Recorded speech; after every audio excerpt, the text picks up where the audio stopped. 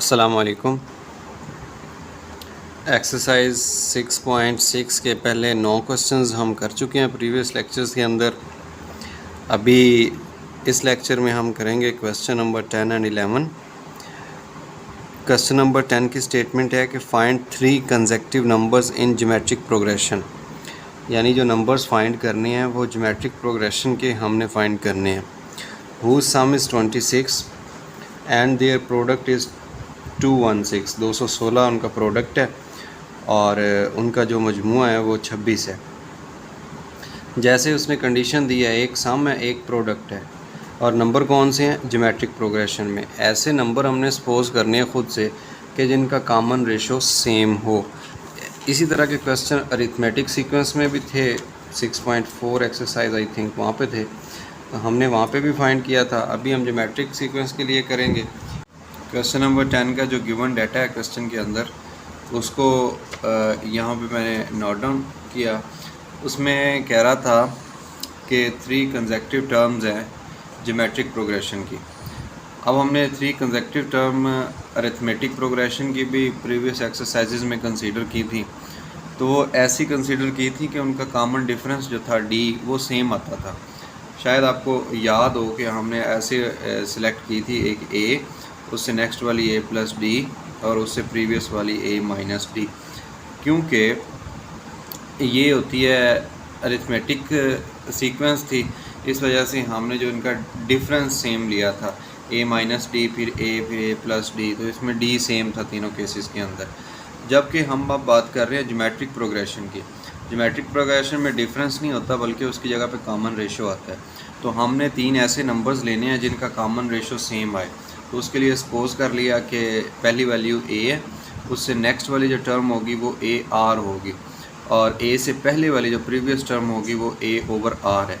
जब हम चेक करते हैं इन तीनों का कॉमन रेशो, तो ये ए आर है, इसको जब डिवाइड करें ए पे तो आर आता है कॉमन रेशो।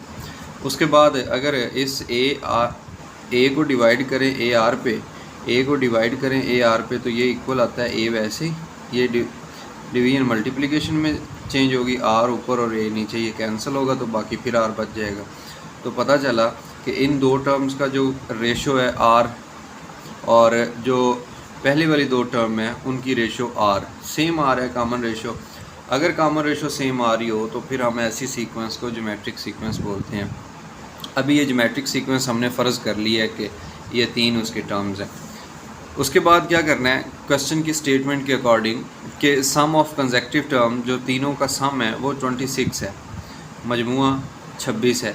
तो ये पहली term a over r plus second term plus third term, तीनों को प्लस करके लिखा, दिस इज़ इक्वल टू 26। अभी दूसरी कंडीशन देखेंगे, वो कह रहा था कि इन्हीं जो टर्म्स हैं ज्योमेट्रिक प्रोग्रेशन की, उनका जो प्रोडक्ट है वो 216 है। तो प्रोडक्ट को कैसे लिखा, first term into second term into third term, तीनों टर्म्स को मल्टीप्लिकेशन में लिख दिया। अब देखें कि ये आर बटे के नीचे है, ये आर ऊपर है, यानी कि दूसरे के इन्वर्सेस हैं, कैंसिल हो गए। ये ए ज़रब हो रहा है ए के साथ, फिर ए के साथ, तो ए जब 3 दफ़ा मल्टीप्लाई होगा तो ए की पावर 3 बन जाएगी। ए की पावर 3 इक्वल टू 216, ये प्रोडक्ट से हमें चीज़ मिली। जबकि हमने इनके दोनों साइड पे पावर ली ना, इसको लिख सकते हैं 216 को 6 की पावर 3, ये बन जाएगा ए की पावर 3 इक्वल टू 6 की पावर 3। दोनों साइड पे क्यूब आया तो क्यूब रूट लेने से ए की वैल्यू निकल आई 6। इसके कॉम्प्लेक्स रूट्स भी निकलेंगे लेकिन हम उनको इग्नोर कर रहे हैं, जस्ट हम ले रहे हैं इसका रियल रूट जो कि ए इक्वल टू 6 है। अब देखें ए की वैल्यू 6 आ गई, इसको इक्वेशन नंबर ये जो सम वाले थे ए ओवर आर ए और ए आर, इसकी जगह पे हम जहाँ जहाँ पे ए है वहाँ पे 6 रिप्लेस कर देंगे। तो मैंने दोबारा लिख लिया ये वाली सम वाली equation, a over r plus a r equal to 26। ए को रिप्लेस कर दिया 6 से, बिकॉज हम ए की वैल्यू यहाँ निकाल चुके हैं। ए की वैल्यू यहाँ पुट की तो बन गया 6 ओवर आर, ए की जगह 6 आ गया प्लस 6 आर। अब इनका एलसीएम लेंगे तो एलसीएम का मेथड आपको पता है, या ऐसा कह दें कि दोनों साइड पे आर से मल्टीप्लाई कर दिया। तो ये जो आर है 26 के साथ आर आ जाएगा, 6 अकेला हो जाएगा, 6 के साथ आर आ जाएगा, 6 आर स्क्वेयर हो जाएगा। अब इसको अरेंज करना है, कैसे करना है कि 6r² ये अपनी जगह पे मौजूद है, ये वाला 6r और ये वाला 26r, इन दोनों को इकट्ठा कर दिया और फिर +6 है, ये आ गया। इधर इस साइड पे 0 रहेगी। इन दोनों को इकट्ठा किया -26 को और +6 को, तो बाकी बचा -20r। तो मैंने लिखा इक्वेशन की फॉर्म में 6r² -20r + 6। अब ये ऐसी क्वाड्रेटिक इक्वेशन बन गई है कि जिसमें r की वैल्यू हमने फाइंड करनी है, तो बेशक इसमें क्वाड्रेटिक फार्मूला लगा दें या फैक्टराइजेशन कर दें। उससे पहले हम देखते हैं कि 6 है, 20 है और ये 6 है, तो तीनों में 2 की मल्टीपल है। इसमें से 2 कॉमन लिया, बाकी 3r² -10r + 3 = 0। तो ये बच गई वैल्यू। इसमें 2 मल्टीप्लाई हो रहा है, दोनों साइड पे डिवाइड करेंगे तो ये उधर जाके ख़त्म हो जाएगा। बाकी रह गया 3r² -10r + 3। फैक्टराइजेशन के मुताबिक हमने 2 नंबर ऐसे लेने हैं कि उन्हें ऐड करें तो -10 बने और मल्टीप्लाई करें तो 9 बने। तो -9 है, -r है, -10 भी बन रहा है और माइनस इंटू माइनस प्लस 9 भी बन रहा है। तो इसका मतलब हमें 2 नंबर मिल गए हैं। तो पेयरिंग करेंगे, पेयरिंग करने के बाद इसमें से कॉमन लेंगे r -3, ये कॉमन आ गया। बाकी रह गया 3r -1 = 0। अब या तो r -3 = 0 है या 3r -1 = 0 है। अगर r -3 = 0 है फिर r की वैल्यू निकलेगी +3, और अगर 3r -1 = 0 है फिर r की वैल्यू निकलेगी 1/3। तो r की 2 वैल्यूज़ आ गई हैं। a की वैल्यू 6 है, एक दफ़ा a की वैल्यू को इस r के साथ यूज़ करना है और एक दफ़ा इस a की वैल्यू को इस r के साथ यूज़ करना है। 2 केसेस बनेंगे जो कि मैंने यहाँ पे बना दिए कि a 6 हो और r +3 हो, फ्रैक्शन वाले के अलावा ये वाला r हो। तो फिर जो टर्म्स हमने कंसीडर की थी, यहाँ पे फ़र्ज़ की थी a/r, फिर a की जगह पे 6 आ जाएगा, r की जगह पे 3 आ जाएगा। ये लिखा हुआ है a/r 6/3, ये कैंसिल होगा, 2 आ गया। और जो दूसरी टर्म थी वो अकेली a थी, तो अकेली a लिख दी। अकेली a = 6 है क्योंकि हम वैल्यूज़ पुट कर रहे हैं यहाँ से। और जो थर्ड टर्म थी वो a × r थी, a की जगह पे 6 आया, r की जगह पे 3 आया, 6 × 3 18 बन गया। तो अब इससे जो सीक्वेंस हमें मिल रही है वो मिल रही है 2, 6 and 18, 2, 6 and 18, ये एक सीक्वेंस मिल गई। दूसरी सीक्वेंस में हमने क्या करना है, हमने a तो यही वाला 6 यूज़ करना है, बट उसके साथ r 1/3 यूज़ कर लेना है। a 6 यूज़ कर रहे हैं, r 1/3 यूज़ कर रहे हैं। पहली टर्म है a/r, जब a/r लिखेंगे तो a की जगह पे 6 आ गया और बटे के नीचे r आ गया, ये 1/3। अब ये बन गया बटे का बटा। तो हमें पता है कि सबसे नीचे वाली टर्म सबसे ऊपर जाके ज़रब होती है, तो 6 × 3 18 बन गया। और सेकंड टर्म थी a, तो a की वैल्यू तो डायरेक्ट 6 ही है, पुट कर देते हैं। और उसके बाद आ गया a × r, a की जगह पे 6 आएगा और r की जगह पे 1/3 हम यूज़ कर रहे हैं। 3 2 × 6, तो ये 2 1s 2 आ गया। अब हमें मिल गई सीक्वेंस 18, 6 और 2, तो ये एक सीक्वेंस मिल गई है। अब दोनों केसेस के अंदर, इस सीक्वेंस के अंदर अगर हम देखें तो फिर भी ये जो क्वेश्चन उसने दिया था हमें, ये फुलफ़िल करता है सिचुएशन सारी को। और अगर ये वाली सीक्वेंस ले लें उसके अंदर भी ये वाली कंडीशंस फुलफ़िल होती हैं। और इसके साथ हमारा क्वेश्चन नंबर 10 कंप्लीट हो गया। अभी हम देखते हैं क्वेश्चन नंबर 11 की स्टेटमेंट बुक के अंदर, क्वेश्चन नंबर 11 में क्या डिमांड कर रहे हैं। क्वेश्चन नंबर 11 की अगर स्टेटमेंट देखें तो स्टेटमेंट में है if the sum of the 4 consecutive terms. अच्छा, जो पहले वाला क्वेश्चन था उसमें 3 कंसेक्टिव टर्म्स थी।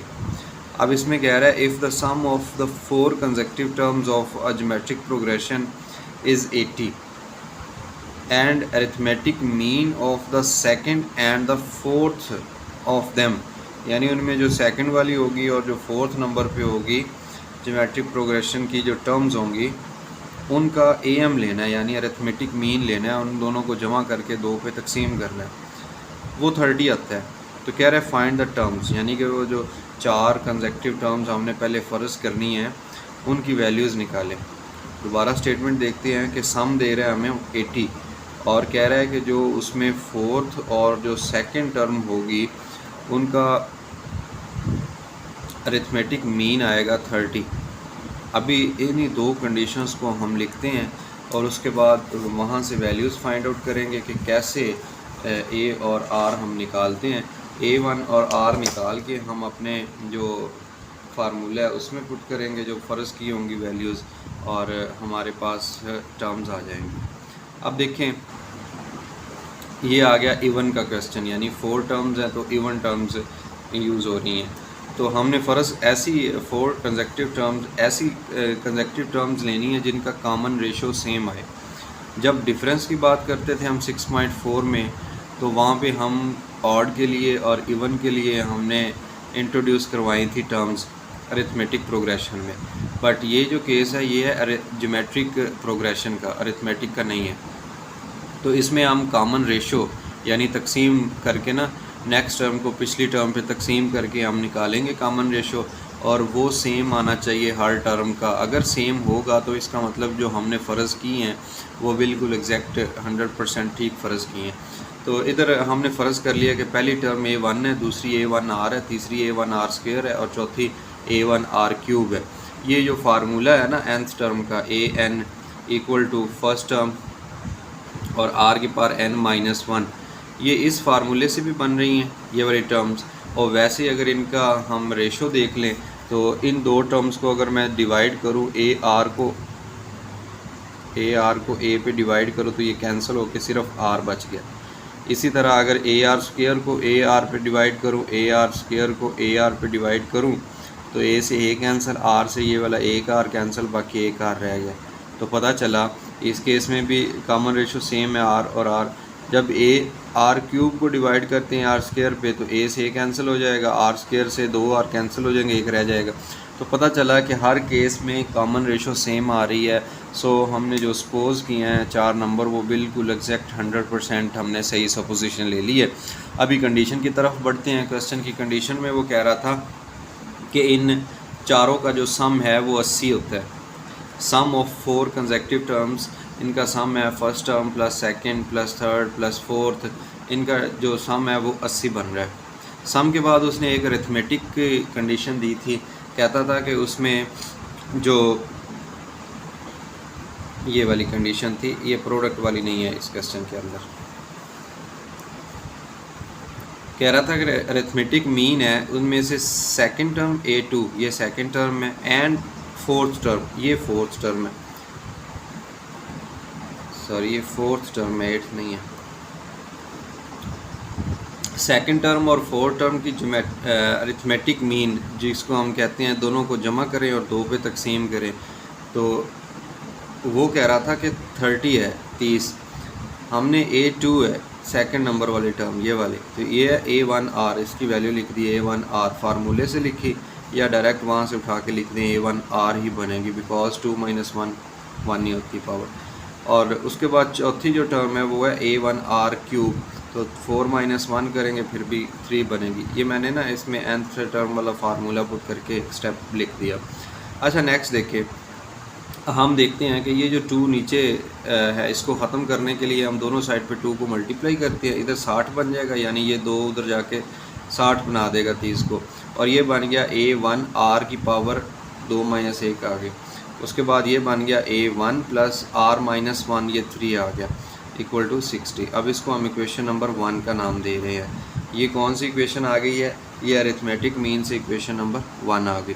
अभी हमने क्या करना है, इक्वेशन नंबर ये जो ऊपर थी सम वाली, उसको मैंने इधर दोबारा लिखा। मैं लिख रहा हूँ A1 + A1R + A1R², यानी कि चारों का जो मजमूआ है वो 80 बन रहा है। चारों का सम लिखा 80। सम लिखने के बाद अब देखें इसमें हैं टर्म्स ये A1R और A1R³, यानी ये शक्ल ये वाली जो बन रही है = 60। तो मैंने क्या किया, इन दो को इकट्ठा कर दिया, इन दो को इकट्ठा कर दिया। इन दो को इकट्ठा करने से जब लिख रहा हूँ A1 और प्लस ये आ गया A1R², इन दो को लिख रहा हूँ A1R और इसको लिख रहा हूँ A1R³, दिस इज़ = 80। सिर्फ तरतीब लगाई और कुछ भी नहीं किया। ये क्यों तरतीब लगाई है, क्यों ज़रूरत पड़ी? क्योंकि हमारे पास है कीमत A1R और A1R³ की 60, तो हम ये चीज़ें इकट्ठी करके उसकी जगह 60 पुट करना है, इसलिए हम इक्वेशन नंबर 1 को अब यूज़ कर रहे हैं। अब क्या हुआ, कि इक्वेशन नंबर 1 को जब यूज़ किया इसके अंदर a1r प्लस a1r क्यूब की जगह पे 60 आ गया, तो नेक्स्ट स्टेप में दोनों साइड पे 60 को हमने माइनस किया, इधर 80 माइनस 60 होगा तो 20 हो जाएगा, यानी कि ये 60 इधर प्लस का था, उधर जाके माइनस होगा तो 20 रह जाएगा। और ये इक्वेशन क्या बन गई, a1 प्लस a1r स्क्वेयर। हमें चाहिए a1 की कीमत और r की कीमत। इस इक्वेशन में भी दोनों अननोन है, इस इक्वेशन में भी दोनों अननोन है। अब हमने इन दोनों को ऐसा तरीके से सॉल्व करना है कि इनमें से a1 और r की कीमत निकाल सकें।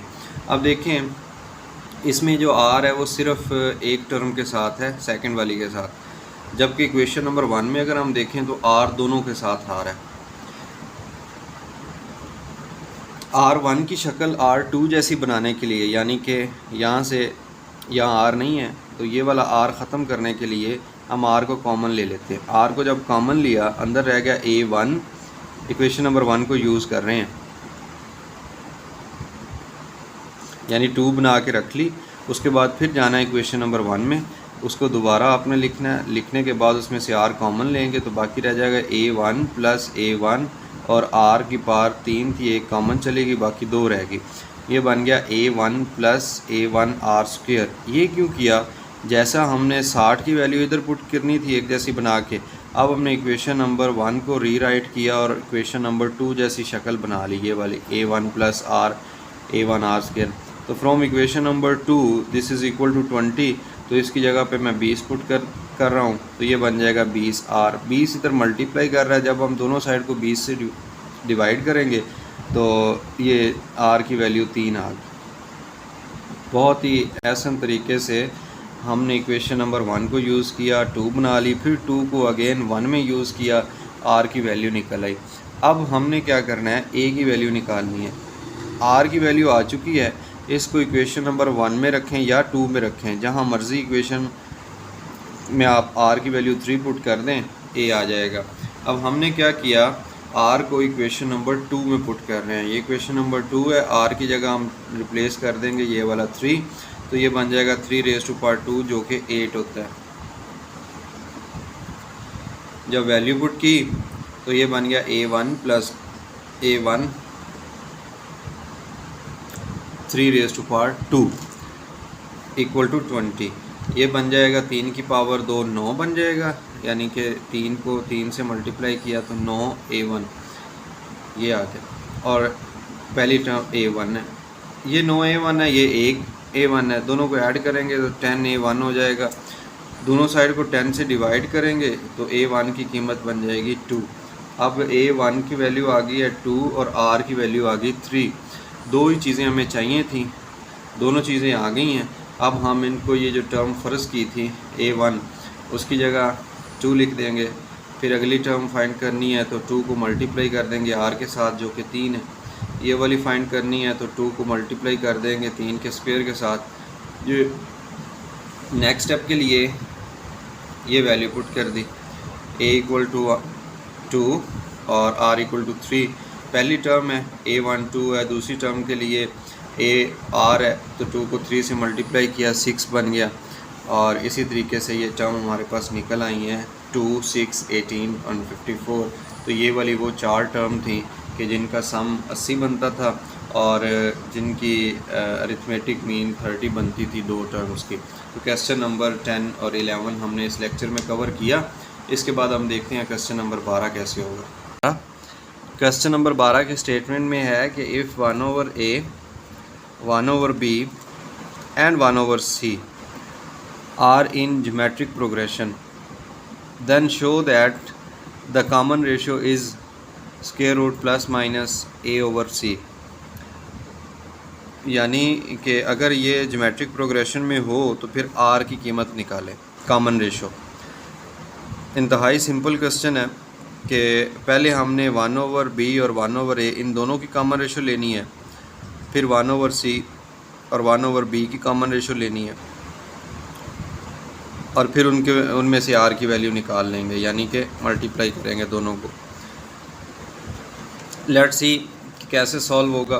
क्वेश्चन नंबर 12 का जो डाटा है क्वेश्चन के अंदर वो मैंने यहाँ पे लिख रहा हूँ। ये क्वेश्चन सारा ही लिख दिया कि 1/a 1/b 1/c geometric progression में है। फिर हमने शो करना है कि जो कॉमन रेशो है उसकी वैल्यू ये बनती है a/c square root plus minus के साथ। अभी देखें ज्योमेट्रिक प्रोग्रेशन जो होती है वो कॉमन रेशो को इम्प्लाई करती है, कॉमन रेशो सेम होनी चाहिए। तो 1/b और 1/a की जब कॉमन रेशो ली तो ये बन गया बटे का बटा। हमें पता है कि अगर एक फ्रैक्शन ऊपर हो एक फ्रैक्शन नीचे हो तो इसका रूल ये है कि सबसे नीचे वाली जो फ्रैक्शन जो वैल्यू होती है वो ऊपर वाली से मल्टीप्लाई होती है और जो सेंट्रल होती है वो नीचे ज़रब हो जाती है। तो ए जब 1 से मल्टीप्लाई होगा तो ए आ गया और बी जब 1 से मल्टीप्लाई होगा तो नीचे बी आ गई। इक्वेशन नंबर 1 का नाम दे दिए। ये पहली दो टर्म का ज्योमेट्रिक हमने जो था प्रोग्रेशन होने की वजह से इनका रेशो कॉमन रेशो फाइंड कर ली जो कि a/b है। अब नेक्स्ट जो दो टर्म है 1/b और 1/c, इनकी हम कॉमन रेशो फाइंड करेंगे। 1/c को ऊपर रखेंगे, 1/b को नीचे रखेंगे और इनकी कॉमन रेशो फाइंड करेंगे तो बिल्कुल वही रूल बन गया कि ऊपर भी बटा आ रहा है नीचे भी बटा आ रहा है तो सबसे नीचे वाली टर्म सबसे ऊपर जाके ज़रब होगी जो कि b और सबसे नीचे आ जाएगी c। तो ये बन गया b/c इक्वेशन नंबर 2। अब ये भी आ रहा है ये भी आ रहा है और हमें वैल्यू भी चाहिए r की। और ऊपर देखें हम स्क्वायर रूट नज़र आ रहा है तो r को r से मल्टीप्लाई करते हैं। लेफ़्ट साइड लेफ़्ट में मल्टीप्लाई हो जाएगी, राइट साइड राइट में। तो इक्वेशन नंबर 1 और 2 को मल्टीप्लाई किया, r से मल्टीप्लाई हो गया और जो a/b है ये b/c से मल्टीप्लाई करेंगे। अब b नीचे है इधर b ऊपर है, कैंसिल हो गया, बाकी रह गया a/c। तो बन गया r² equal to a/c।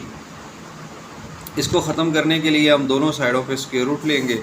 Square root लिया तो लेफ़्ट साइड पे स्क्वायर रूट कैंसिल हो गया स्क्वायर के साथ और राइट साइड पे आ गया जनाब square root a/c plus minus के साथ। अभी यही हमने प्रूफ करना था कि जो r की वैल्यू है वो स्क्वायर रूट a/c आती है प्लस माइनस के साथ।